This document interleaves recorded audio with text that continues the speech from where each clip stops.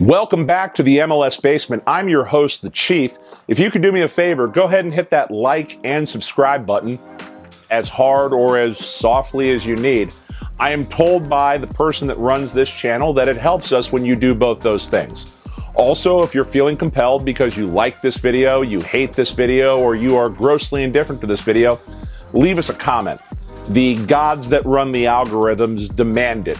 I don't know. I just record in a basement. I am not an expert on any of this.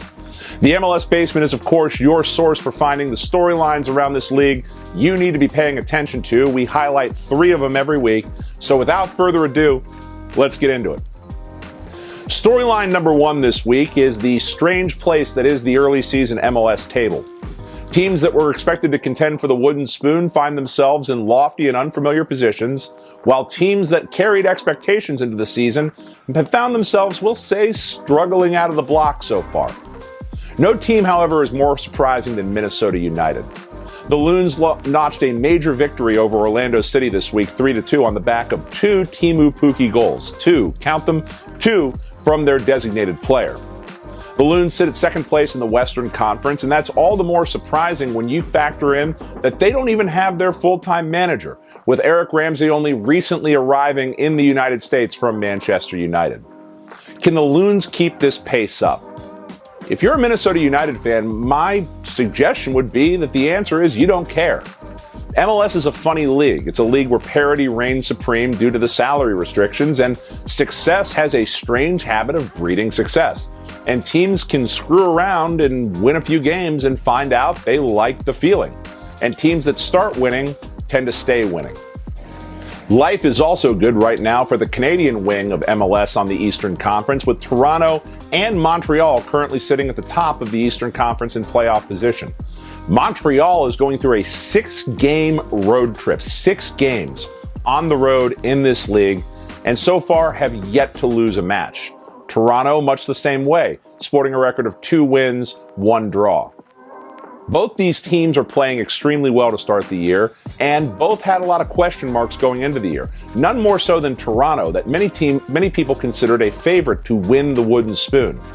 They may still end up down near the bottom of the league, but picking up points this early is an impressive sign, and also necessary if you want to avoid finishing in the dreaded last place. These points all matter. Every point from the start of the year to the end of the year. And winning these early games, picking up these early points, can be the difference between a campaign that is merely bad or tragically bad, as in winning hardware for yourself.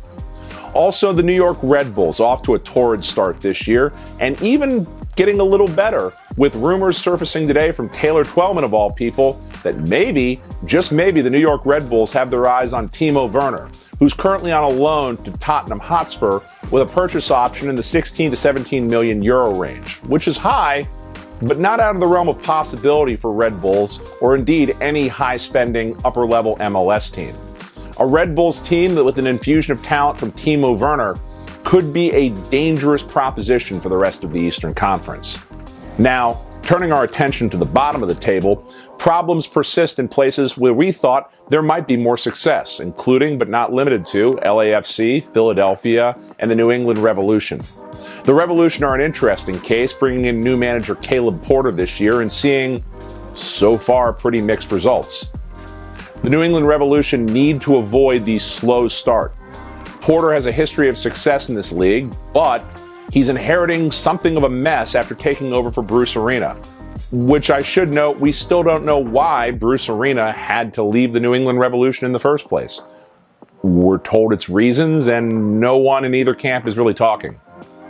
Porter is a good bet to get the Revs turned around, but you worry that it could be too little too late for New England, especially if the losing and the middling results continue as we move forward. The bottom line for all this is, it is way too early to make prognostications about MLS. You have a lot of teams in the Eastern Conference currently going through CONCACAF Champions Cup, much like FC Cincinnati and Orlando City. Orlando City has been one of the most disappointing teams to start the year, but you have to imagine that they will get things turned around once the fixture congestion stops. The bottom line is that you can't win MLS Cup in March. Storyline number 2 in the MLS Basement is the weather. For the second straight week, Mother Nature decided that she just wanted to be a part of the MLS schedule, washing out Seattle versus Philadelphia as torrential rainfall made the playing surface at Subaru Park unplayable. This comes on the heels of the Snow Classico MLS version that was played in Real Salt Lake that saw them defeat LAFC 3-1 in whiteout conditions.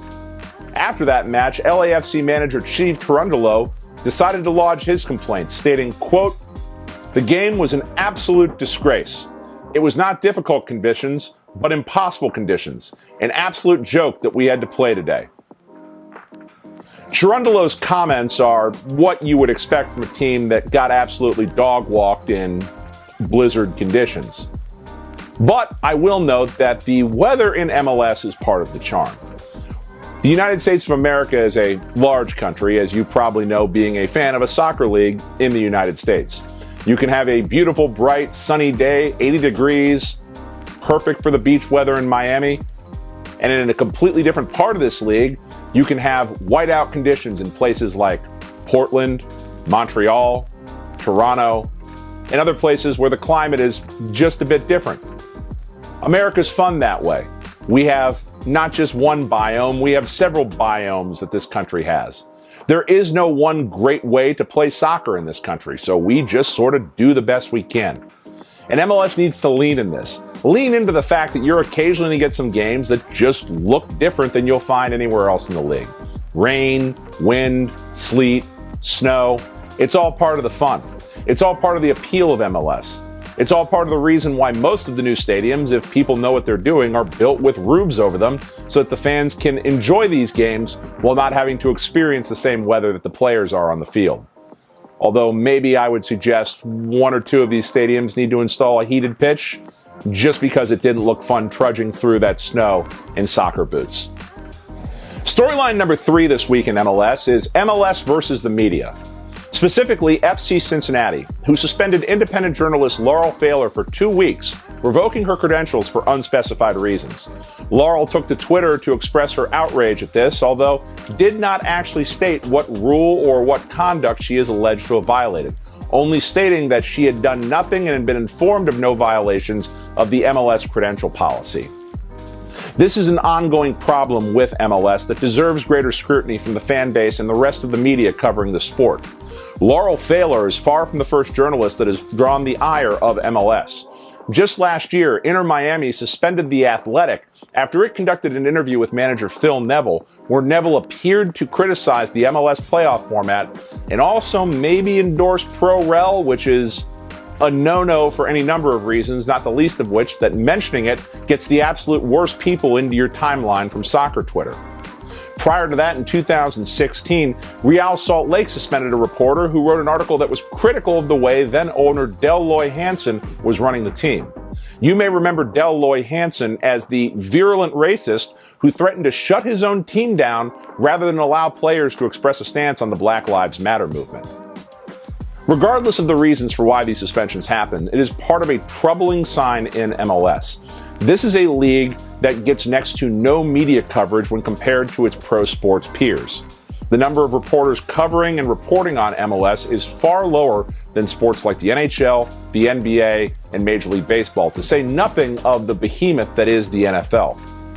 And with MLS being behind a firm paywall with Apple TV, the league has become very out of sight, out of mind for many people. It's impossible to stumble upon a game just flipping around the channels. For those of you that are under the age of 30, flipping around the channels was back when you had a cable subscription, didn't really know what to watch, couldn't look it up on the internet, and spent your time mindlessly flipping around until you came across a rerun of The Hunt for Red October on TBS. Regardless, MLS needs reporters. They need independent media. They need people covering this league. They need more people writing about this league. They need more people tweeting about this league. They need more people doing content about this league. Specifically, they need people that are doing content about this league that is better than someone sitting in a basement clearing out a space every week to tape video. Professional journalists deserve to be treated like professionals. And when they write something you don't like, as a multi-billion-dollar corporation, your job is just to take it. Journalists are not there to be your friend. Journalists are not there to toe the party line. Those are called publicists, and the team and the league employs a lot of them. at great expense to promote the company line. When you don't have independent media, when people aren't asking questions, it creates the perception that no one cares. When a press conference is staffed by one reporter or two reporters and ends after 3 minutes, it creates the impression that there is no news in this league. If it were me and I was offering a suggestion to this league, it would be to open up. Open up the credentialing process, open up your books, open up and do more transparency. Stop with the opaque salary structure, the GAM, the TAM, the things that make this league hard to report on. Stop with the draconian credentialing policy. Allow more new media, non-traditional media, to get access to your club, to your players, to your coaches. When people show up that aren't behaving professionally or don't live up to the standards, boot them. But give more people a chance. And for the love of God, stop doing dumb things with reporters. There's an old saying Mark Twain had: you never get into a fight with people who buy their ink by the barrel. In this case with Laurel Pfahler, many in the traditional media around the country jumped to her defense. This is their fraternity. This is their livelihood. They all understand at a visceral level that what is happening here represents a threat to all of them. You are not going to win this fight with them, nor should you pick this fight with them. MLS needs more people. Let the reporters be the people that bring them to you. Don't fight back against it, because you know what? We all know propaganda, and nobody wants to follow a league where propaganda is the only thing you're getting. Otherwise, you're stuck with people like me in the basement. Anyway, that's your 3 big takeaways from MLS this week. Enjoy the match week this week. Remember to like and subscribe on YouTube. And from the basement, we'll see you topside.